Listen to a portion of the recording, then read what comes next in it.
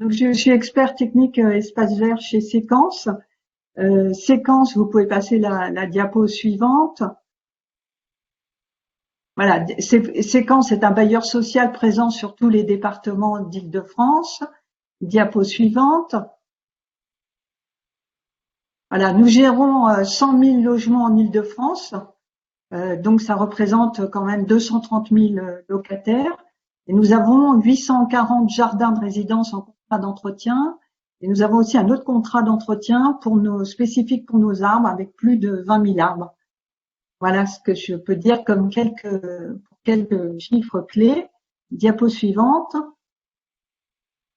Voilà, nous avons commencé à travailler sur le sujet de la gestion écologique en 2015, en fait en prévision du prochain marché d'entretien, de notre premier marché d'entretien en zéro phyto que nous voulions lancer en 2018. Donc marché d'entretien avec des prestataires tous extérieurs. Nous n'avons pas de jardinier, hein, je le précise par rapport à la première intervention. Donc tout est externalisé à des entreprises d'espaces verts extérieurs. Et donc très vite, il est apparu en fait la nécessité de mettre en place des sites de démonstration et d'expérimentation de cette gestion écologique sur notre patrimoine. D'une part parce que, comme l'a rappelé Aurore Miquan, il y avait beaucoup d'idées reçues, bien sûr, sur la gestion écologique, les friches, les animaux qui font peur, etc., etc.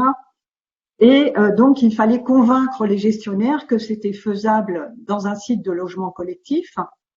Et puis aussi, nous, on voulait vérifier, bien sûr, aussi qu'on n'allait pas impacter le niveau des charges locatives pour les résidents, puisque il faut bien rappeler que en résidence comme ça collective, le coût de l'entretien est payé par les résidents. Et comme on loge des ménages à revenus modestes, effectivement, il fallait pas que ça puisse monter beaucoup le niveau des charges. Alors, on a constitué pour chaque résidence une sorte de groupe d'études avec le gardien, le responsable de secteur, même parfois le directeur immobilier qui était présent, les amicales de locataires. Et puis, on travaillait aussi en parallèle avec les entreprises. On avait 3 entreprises qui ont travaillé avec nous, Pinson, Idées Verdées et Nature et Paysage, qui étaient les prestataires en place. Et donc, les groupes d'études ont été animés par le bureau d'études de Galie, Monsieur Boutavant va parler après. Pouvez-vous passer à la diapo suivante, s'il vous plaît? Voilà. Donc, nous avons appliqué une méthode commune de communication dès le départ, très étroite avec les habitants, les gardiens et les gestionnaires. En fait, on a voulu construire un plan de gestion écologique véritablement avec eux. Donc, il y a eu des ateliers diagnostiques sur le terrain. On a défini ensemble, ils nous ont indiqué les espaces qui étaient possibles de passer en prairie, par exemple, les espaces où les enfants ne jouaient pas, qui n'étaient pas utilisés. Puis ensuite, il y avait différents ateliers en salle pour mettre au point le plan de gestion. Ensuite, dès le départ aussi, on a conçu que il fallait pas ensuite, une fois que le plan de gestion a été approuvé, lâcher dans la nature l'entreprise et les gestionnaires sans les accompagner. Donc, on a confié une mission aussi au bureau d'études de Galie pour accompagner par des visites trimestrielles ou semestrielles la mise en œuvre des nouvelles pratiques d'entretien. Et on a bien fait parce que parfois, il y a eu quelques petits couacs sur, par exemple, les dates de fauche qui étaient parfois un petit peu décalées dans le temps, ou aussi sur les tailles d'arbustes ou de places. Et puis en troisième point, on a voulu bien sûr comparer, voir quels étaient l'impact de notre méthode sur la biodiversité. Donc on a fait faire un inventaire avant démarrage de la gestion écologique et on a fait un autre inventaire après. Là, Monsieur Boutavant nous en dira 2 mots tout à l'heure quand je lui passerai la parole. Diapo suivante, s'il vous plaît. Voilà, alors j'aime bien cette diapo parce que voilà, vous voyez sur la photo de gauche, voilà d'où on partait et où on voulait arriver. Voilà, ça c'est un de nos sites biodiversité, un de nos sites pilotes à Garches, mais donc c'est pareil, vous allez le voir après sur le Pré Saint-Gervais. Donc ça veut dire qu'on avait une vision quand même dans le logement social d'un jardin très aseptisé, hein, c'est de la moquette verte, hein, très propre. Et puis on voulait bien sûr différencier le plus possible de strates végétales, et de ramener du vivant, ramener de la biodiversité, mais toujours avec notre objectif, pas de surcoût pour les locataires. La diapo d'après. Voilà. Alors nous en passons à un focus sur la résidence Jean Jaurès qu'on a présenté, qui est donc un de nos premiers sites biodiversité que nous présentons en labellisation.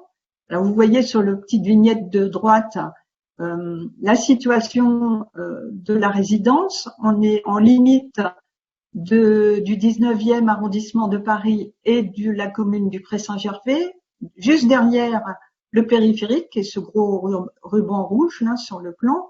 Donc le site, voilà, fait 1,7 hectare d'espace extérieur. C'est quand même assez grand pour du logement social. Ça a été permis notamment parce que ce sont des petites tours, c'est des immeubles R+9 à R+10 qui dégagent beaucoup d'espace au sol. Mais il y a quand même l'inconvénient, c'est que souvent, voilà, on a beaucoup de surface minérale. Alors vous le voyez sur le plan à gauche, hein, tout le gris, ce sont des surfaces de voirie et de parking aérien, comme on le dit, qui font que on pouvait gérer surtout tous les espaces un petit peu en périphérie, hein, en vert sur la photo. Alors à l'origine, malgré l'inventaire a montré que les habitats pour la faune étaient assez restreints, assez ordinaires, hein, sur ce site. Il y avait des pelouses urbaines tondues régulièrement. On avait fait pourtant de gros efforts de replantation au moment de la réhabilitation des immeubles, mais c'était pas très très accueillant encore pour la faune. On avait quand même une friche à orties et charbon, voilà, vous voyez la vignette petite qui est là, qui était sur un grand talus à l'entrée du site, que l'écologue a trouvé très intéressant. Si vous pouvez passer à la diapo suivante. Voilà le plan d'aménagement et de gestion écologique auquel on a abouti avec les habitants. J'ai oublié de dire aussi qu'on avait fait tout un travail aussi de communication, d'installer des panneaux, hein, de pédagogie qui ont beaucoup servi pour expliquer tout ce qu'on faisait, tout ce qu'on allait mettre en place, que ce soit les prairies, les prés, les semi-prairies, les nichoirs pour les oiseaux, les hôtels à insectes. Il y a aussi un jardin partagé sur le site. Globalement, disons que sur le Pré Saint-Gervais, on a cherché, comme il y avait déjà beaucoup de strates arbustives existantes, on a cherché à augmenter. Ah, j'ai plus rien à l'écran. Voilà, ça revient. On a cherché à augmenter les strates herbacées, les strates de couvre-sol, toujours avec des plantes locales, du type Glécoma, Ederaceae, Potentilla reptans. Il y en a qui connaissent, des lierres aussi. Donc, essayer effectivement aussi de diversifier tout ce qui était surface herbacée. Donc là, vous le voyez sur le plan, le rose, ce sont des prairies à fleurs par sursemis, créées par sursemis avec des essences locales. Et en jaune, ce sont les prés contreplantés de bulbes que nous pochons. Monsieur Chasson va en parler après, une fois que les bulbes ont bien fini de se dessécher. Diapo d'après. Voilà quelques résultats en photo. Donc les prés à bulbes printaniers, les prairies avec le sursemis, parfois même dans des tout petits îlots entre des places de stationnement. La grande friche avec des chardons et des orties qu'on a laissé, qu'on vient faucher une fois par an aussi. Et là, je vais arrêter la présentation. Je vais laisser Monsieur Chasson justement vous parler des pratiques d'entretien des végétaux. Donc, Bonjour, Benoît Chasson, donc entreprise Idées Verdées. Moi, je vais vous parler un petit peu plus de la maintenance du site. Au niveau des pratiques de gestion, en premier, on a les adventices. Donc, le point principal pour tout ce qui est massif, c'est la mise en place de paillage et surtout l'absence de sol nu. Donc, l'essentiel du paillage vient de nos résidus de taille ou de élagage, éventuellement quand il y en a, plus l'apport de des feuilles mortes. Donc, on laisse décomposer les déchets sur le sol et ça évite justement l'apparition d'adventices. Ensuite, on a aussi fait pas mal de plantations de compléments et de mise en place de couvre-sol pour éviter justement encore cette absence de sol nu. Donc tout ça nous permet d'éviter aussi l'érosion du site. Il y a pas mal de massifs qui sont un peu en pente. C'est une zone très pentue. Ensuite, au niveau du désherbage de tout ce qui est voirie et stabilisé, donc là on utilise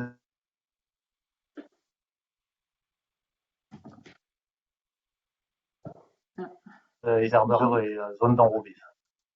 Donc là, essentiellement, c'est pour la préservation du milieu et surtout la non-utilisation de produits phytosanitaires. Ensuite, sur l'autre fiche, voilà. Concernant l'entretien des végétaux, donc le point principal, c'est tout ce qui est zone de tonte. Donc en raisonnement des tontes, on a trois types différents. Donc un premier, les prairies. Donc là, elles ont une hauteur maximum de 70 centimètres. Donc on part sur le principe de deux fauches par an. Donc la première en juillet, essentiellement pour les risques d'incendie, parce que c'est une zone urbaine où il n'y a pas d'arrosage. Donc en période de sécheresse, tout est un petit peu sec. Et à l'automne, c'est la deuxième intervention de fauche quand il y a eu une grosse repousse pendant la période estivale. Donc là, ces opérations de fauche sont réalisées avec une barre de fauche. Concernant les autres types de tontes, on passe sur le pré à bulbe, donc c'est celui qu'on voit en photo sur la première photo. Donc là, on a à peu près 6 tontes ou 6 fauches par an. La première, on essaye de la faire le plus tard possible pour laisser sécher les bulbes de jonquilles ou de tulipes, pour pouvoir avoir une meilleure régénération du bulbe et pouvoir garantir une floraison annuelle. Et l'autre opération qui reste une opération de tonte plus classique, donc là c'est essentiellement les bordures d'allées et pour donner aussi aux habitants l'impression que on n'oublie pas la tonte et que c'est vraiment voulu. Donc là c'est les tontes de propreté qu'on fait tonte classique environ 10 fois, 10 à 12 fois dans l'année. Concernant tout ce qui est massifs d'arbustes, donc là on part sur une taille raisonnée des massifs, donc avec l'utilisation exclusive du sécateur pour donner une forme un peu plus libre aux végétaux, fini les anciennes tailles en boule carrée là où tombait le taille-haie. Donc ça maintenant on garde le respect du végétal pour avoir la possibilité de le voir en forme libre et avoir des floraisons abondantes. On utilise encore un petit peu de taille-haie, mais là c'est vraiment pour des massifs contraints. Donc là, essentiellement sur les bas de fenêtres ou les entrées de bâtiments, ce qui peut être un peu gênant pour le passage des habitants. Voilà, je vais passer la parole. Alors moi, je vais vous faire le retour. Donc nous, on a accompagné Séquence. Madame L a présenté très rapidement sur les ateliers. En fait, on a eu une démarche un peu innovante pour la mise en place des plans de gestion de ces sites qu'on a créés par atelier. Donc on a fait 4 ateliers avec les locataires. Ce qui ressort des ateliers, c'était principalement de pouvoir connaître l'usage des lieux et adapter la gestion en fonction des usages. Donc ce qui ressort des ateliers, c'est qu'en fait, on a globalement une assez faible participation puisqu'on a à peu près 10% des locataires qui ont participé aux ateliers. Néanmoins, ces 10% sont hyper importants parce qu'ils sont moteurs et ils ont été vecteurs de communication infiltrés auprès des autres habitants qui n'étaient pas participants aux ateliers. Des ateliers, il ressort qu'en fait, les gens et les locataires ont une sensibilité très forte pour la cause animale. Et les oiseaux, le décompte du nombre d'espèces d'oiseaux a été l'un des éléments qui les a plus embarqués avec nous en fait sur cette cause de la biodiversité. Et les hérissons aussi ont un fort impact et un capital sympathie très élevé chez les locataires. D'un point de vue communication, on s'est rendu compte que l'invitation aux ateliers ne fonctionnait pas énormément. La mise en place de panneaux dans les jardins marche bien mieux en fait en termes de communication auprès d'eux.